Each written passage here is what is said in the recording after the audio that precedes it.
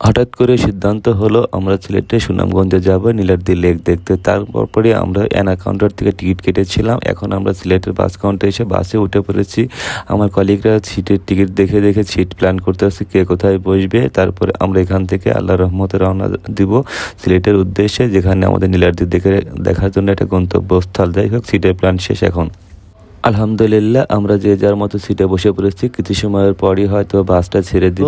Long time জার্নির পরে আমরা একটা হোটেলে এসে পৌঁছেছি। এখন হোটেলের প্রবেশ করতে আসছি কিছু খাবার খাওয়ার জন্য। সারা রাত আমরা প্রচুর জার্নি করেছি। হোটেলের মধ্যে ঢুকে পড়লাম। হোটেলের পরিবেশটা কিন্তু দেখতে পাচ্ছেন অনেক সুন্দর। আলহামদুলিল্লাহ আমাদের ভালো লেগেছে। হোটেলে প্রবেশ করার পরে আমরা যে যার মতো ওয়াশরুমে যাচ্ছিলাম। ওয়াশরুম থেকে ফ্রেশ হয়ে আমরা খাবারের টেবিলে বসবো। আর আলহামদুলিল্লাহ খাবারের অর্ডার করে আমরা বসে আছি কোন সময় খাবার দিবে, কারণ সারা রাত জার্নি করার পরে সবারই পেটে অনেকটাই ক্ষুধা। যাই হোক, এখনো পর্যন্ত খাবার আসেনি, সবার মুখ টুক শুকিয়ে আছে।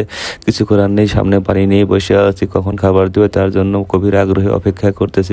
অনেকক্ষণ বসে থাকার পর আলহামদুলিল্লাহ আমাদের সামনে খিচুড়ি অর্ডার করা ছিল। সেই অর্ডারের খিচুড়ি আমাদেরকে পৌঁছিয়ে দিয়েছেন খাবার যারা দিচ্ছেন তারা আর কি। যাই হোক, খিচুড়িটা কিন্তু অনেক বেশি মজা ছিল। আমরা অনেক মন ভরে খেতে পেরেছি। খিচুড়ি খাবার পরে আবার সেই লং জার্নি স্টার্ট করলাম। রাস্তাটা অনেক সুন্দর ছিল, চারপাশের দৃশ্যগুলো মনোমুগ্ধকর ছিল। আমি ভিডিও করতেছিলাম আর আমার কলিগরা পাশে বসেছিল। কিছু সময় পরই শহরের পরিবেশ শেষ করে আমরা গ্রামের পরিবেশের মধ্যে পা দিলাম, যেটা হাওড় অঞ্চল বলে। আমরা এখান থেকে নৌকা পার হয়ে তারপরে এখান থেকে চলে যাব ওই পারের চরে, তারপর ওখান থেকে মোটরসাইকেল। আলহামদুলিল্লাহ আমরা নৌকাতে প্রবেশ করেছি। আমার কলিগ সারিয়া সবার একে, তারপরে সোহাগ। তো নৌকাটাও অনেক বেশি সুন্দর ছিল। নৌকা জার্নিটাও আমাদের স্বল্প সময়ের জন্য হলো অনেক বেশি মজা লেগেছে। নৌকার উপরে বসে থেকে কি আর করবো, পাশে একটা নৌকা ছিল যেটা পাথরের নৌকা, মানে পাথর উঠাচ্ছিল আর কি। তো সেই ভিডিওটা করে ফেললাম। ভিডিওটা দেখতে হয়তো আপনাদের কাছে অনেকটাই ভালো লাগছে, কারণ এইখানে ছোট একটা নৌকা কিন্তু এখানে কাজটা অনেক বড়।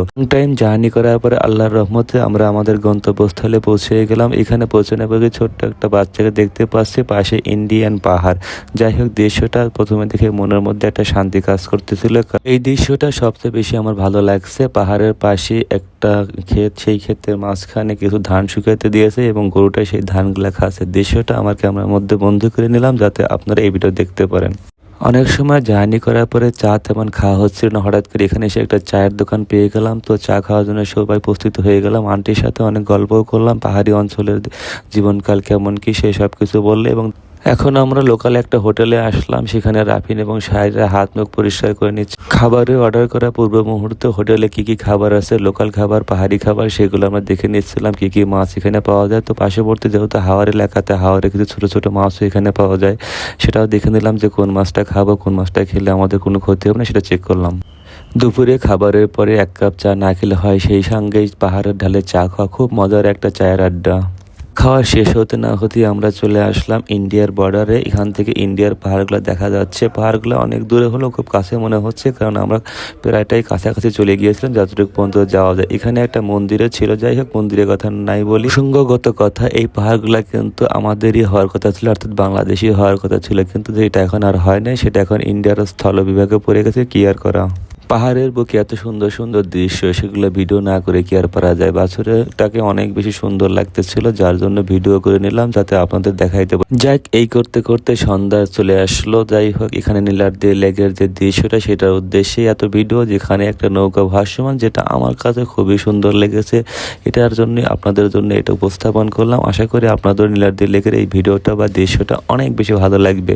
ছোট্ট একটা নৌকা কত সুন্দরভাবে ভাসমান অবস্থায় আছে, এটা দেখলে চোখটা এবং মনটা দুটাই জড়িয়ে যায়। এক মনোমুগ্ধকর একটা দিন পরিশেষে শেষ করলাম সন্ধ্যার মধ্যে দিয়ে। সন্ধ্যার সময় যে নৌকাটা লেকের উপরে ভাসমান ছিল, সেটা দেখার মতো একটা অদৃশ্যকর দৃশ্য আর কি, যা আমার কাছে মনোমুগ্ধকর ছিল। আশা করি সন্ধ্যাটা আপনাদের কাছে অনেক বেশি ভালো লেগেছে। এত সুন্দর সন্ধ্যা উপভোগ করবো কখনোই ভাবিনি। হয়তোবা নীলাদ্রি লেকে না গেলে এই ধরনের সৌন্দর্য উপভোগ করতে পারতাম না। আশা করি আপনাদের এই সন্ধ্যাটা খুব বেশি ভালো লেগেছে। আর ঢাকা টু সিলেটের যে ট্যুরটা ছিল আমাদের একদিনের ট্যুর, সেই ট্যুরটাও আপনাদের কাছে অনেক বেশি ভালো লেগেছে। এখানে আসতে খুব একটা বেশি টাকা খরচ হয় না। আপনি 3000 টাকা খরচ করলে এখানে আপনি একদিন এসে ঘুরে যেতে পারবেন বন্ধুরা।